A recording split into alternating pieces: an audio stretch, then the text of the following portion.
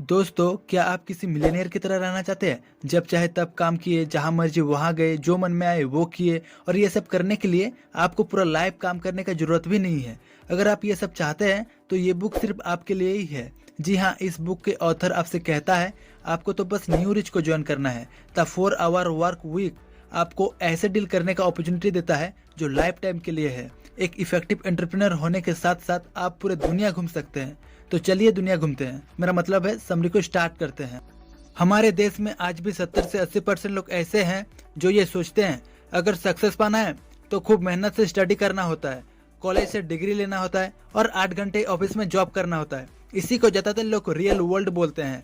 ज्यादातर लोगों के लिए ये गुड फ्यूचर भी है, लेकिन आप चाहे तो इस रियलिटी को चेंज कर सकते हैं। न्यू रिच वो है जो अपने रूल्स बनाकर एक स्टैंडर्ड लाइफ जीते हैं और ये प्रूफ हो चुका है कि ऐसा हो सकता है। कईयों ने इसे प्रूव किया है। आप काम सिर्फ काम करने के लिए ना करें, आप काम के साथ फन भी करें। ये जरूरी नहीं कि आपके लाइफ हमेशा हार्ड ही हो। इन न्यू रिच लोगों ने एक नए लाइफस्टाइल को डिजाइन किए हैं जिसमें प्रोडक्टिव बिजनेसमैन या एम्प्लॉय होते हुए भी आप एक लग्जरियस लाइफ की मजे ले सकते हैं। आप अपने शौक को पूरे करते हुए अपने फैमिली को सपोर्ट कर सकते हैं। जो लोग न्यू रिच को फॉलो करते हैं वो लोग बड़े डिफरेंट टर्म्स में रहते हैं। कहने का मतलब ये बिल्कुल नहीं कि वो लोग अपने हाथों से चलते हैं या पैरों से खाना खाते हैं। ये लोग 5 बेसिक्स रूल को फॉलो करते हैं और ये रूल्स आपको भी फॉलो करने के लिए कहते हैं। तो चलिए पहले रूल की तरफ चलते हैं। तो पहला रूल है डोंट कीप योर रिटायरमेंट गोल। आप कभी भी अपने रिटायरमेंट का गोल ना रखिए, ये गोल रखना ही गलत है।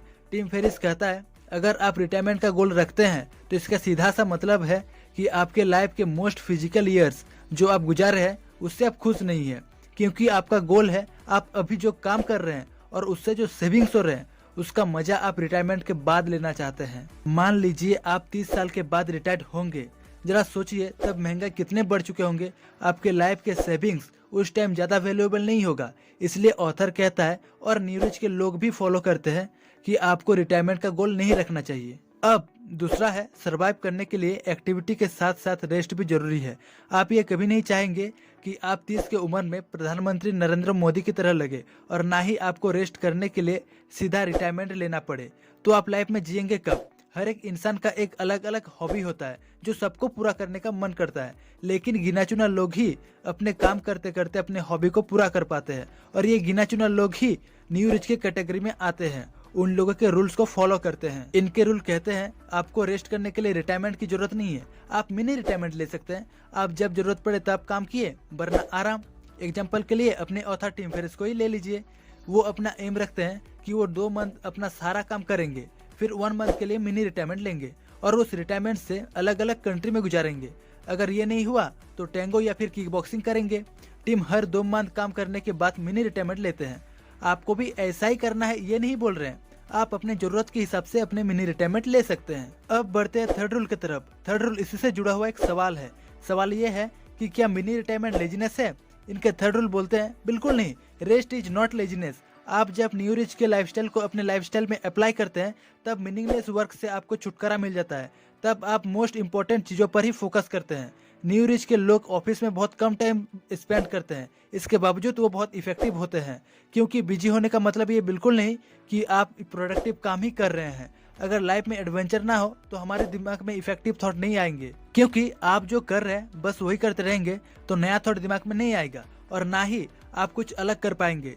तो मिनी रिटायरमेंट लेजीनेस नहीं है। अब रूल नंबर 4, इनके फोर्थ रूल आपको सावधान करते हैं। बोलते हैं लोग हमेशा आपको पीछे धकेलने के फिराक में रहते हैं। जब आप सक्सेस के रास्ते पर चलते हैं तब आपको पीछे धकेलने के लिए बहुत से लोग रेडी रहते हैं। बेशक उन्हें बुरा लगेगा, लगने दो, लेकिन अपने सक्सेस के रास्ते पर किसी को भी आने मत दो। ये हुआ फोर्थ रूल जो आपको सावधान करते हैं। अब फिफ्थ रूल देखिए, हम लोगों के 2 टाइप के इनकम होते हैं, एब्सोल्यूट इनकम और रिलेटिव इनकम। अब इन दोनों के बीच क्या डिफरेंस है? तो देखिए, एब्सोल्यूट इनकम होते हैं आपके सैलरी, जबकि रिलेटिव इनकम आपके सैलरी तो होते हैं, इसी के साथ आपके वर्किंग अमाउंट ऑफ टाइम को भी कंसीडर करते हैं। चलिए एक छोटा सा एग्जांपल से समझते हैं। एक शहर में 2 भाई काम करते थे अपने अपने ऑफिस में। एक का नाम जॉनी था और एक का नाम टॉनी था। जॉनी का एनुअल इनकम $1,00,000 है, जबकि टॉनी का $50,000। जॉनी वीकली 80 घंटा काम करते हैं और टॉनी वीकली 10 घंटा। अब अगर मनी कंसिडर किया जाए तो जॉनी टोनी से 2 टाइम्स रिच है, लेकिन यहाँ पे मनी को नहीं अगर आप टाइम को भी कंसिडर करेंगे तो जॉनी को वीकली 80 घंटा काम करने से $25 मिलता है, जबकि टोनी को 10 घंटा काम करने से उसके 1 घंटे में $100 होता है। तो एक्चुअल में रिच सबसे ज्यादा कौन हुआ? ये होते हैं रिच लोगों की फिलोसफी। आपको पता चल गया होगा कि न्यू रिच क्या होते हैं, वो लोग क्या फॉलो करते हैं, उन लोगों के थिंकिंग प्रोसेस क्या है। अगर समझ में नहीं आया तो दोबारा देखिए। अब आते हैं थोड़ा इंटरेस्टिंग टॉपिक पर, वो है freedom of time, income and location. So चलिए जानते हैं फ्रीडम ऑफ टाइम क्या है, हम लोग इसे कैसे पा सकते हैं। देखिए, सबसे पहले तो आपको अनइम्पोर्टेंट चीजों को एलिमिनेट करना होगा ताकि आपका टाइम वेस्ट ना हो। फिर आपकी इनकम पर आपका कितना फ्रीडम है वो देखना होगा।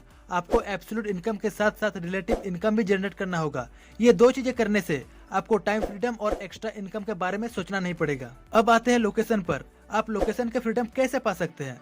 इसका एक ही रास्ता है, आप खुद को आजाद करके ऐसा कर सकते हैं। आप मिनी रिटायरमेंट लेके ऐसा कर सकते हैं। फाइनली अगर देखा जाए तो टेक द डील से आप न्यू रिच बन सकते हैं। यहाँ पर डी का मीन्स है डेफिनेशन, ए का एलिमिनेशन, ए का ऑटोमेशन एंड एल का लिबरेशन।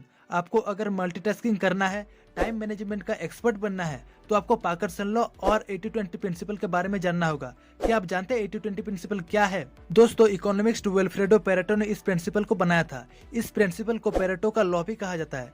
एक्चुअल में इसका मीनिंग है आपके टोटल आउटपुट के 80% आपके टोटल इनपुट के 20% से आता है। मान लीजिए आप एक बिजनेसमैन हैं, उस बिजनेस में आपके प्रॉफिट का 80% आपके 20% कस्टमर से ही आते हैं। ये लोग वो लोग होते हैं जो आपके प्रोडक्ट ज्यादा खरीदते हैं।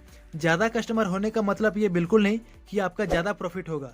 80-20 प्रिंसिपल कहते हैं आपके पास अगर 5% कस्टमर है और वो कस्टमर रेगुलर है तो आप उन्हें हाई मेंटेनेंस दीजिए, क्योंकि यही वो 5% लोग हैं जो आपको 95% प्रॉफिट कमा के देगा। क्या आपको फोर्ड मॉडल्स की मॉडलिटी के बारे में पता है?